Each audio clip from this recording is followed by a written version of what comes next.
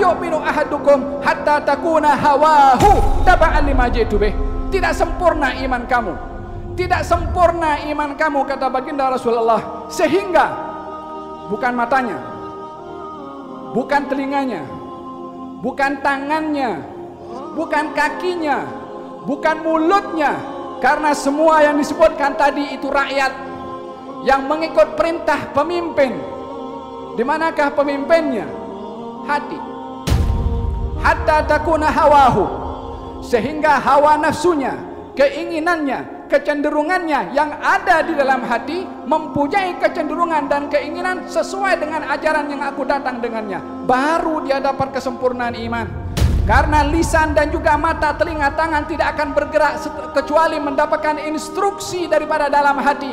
Dan bila mana hati tunduk kepada hawa nafsu, maka anggota tubuh badan ini akan ikut kepada yang diberitahukan oleh hawa nafsu. Maka baginda Rasulullah terus menyentuh kepada akarnya, hatta takuna hawahu taba'an lima jitu bih, sehingga hawa nafsunya mengikut dengan ajaran yang aku datang dengannya. Hadirin hadirat yang dirahmati oleh Allah Subhanahu wa taala, ambillah makna daripada dua kejadian besar yang diberikan oleh Allah kepada baginda Rasulullah, Isra dan juga Mi'raj. Sebab faktor utamanya adalah merendah dirinya baginda Rasulullah kepada Allah. Semakin orang merendah akan diangkat derajatnya oleh Allah.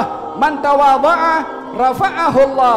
Orang yang bertawadhu akan diangkat oleh Allah Subhanahu wa taala. Jangan menghina kepada sesiapapun juga. Bihasbi imri'in minasyarr ayyahqira akhahul muslim. Cukup seseorang melakukan kejahatan dan keburukan kalau menghina orang muslim yang lain dengan lisannya, dengan tangannya, termasuk dengan matanya. Wa idza marru bihim yataghamazun. Kalau ada orang Islam lalu di hadapannya memberikan isyarat dengan matanya menghina kepada orang yang lalu, ini juga adalah bahagian daripada penghinaan yang seseorang bila mana menghina kepada orang lain tidak dapat mendapatkan hakikat pengabdian diri kepada Allah Subhanahu wa taala. Kita berdoa kepada Allah Subhanahu wa taala dalam peristiwa Isra dan juga Mi'raj baginda Rasulullah sallallahu alaihi wa ala alihi wasallam, nabi yang agung, nabi yang mulia, nabi yang diangkat derajatnya oleh Allah Subhanahu wa taala.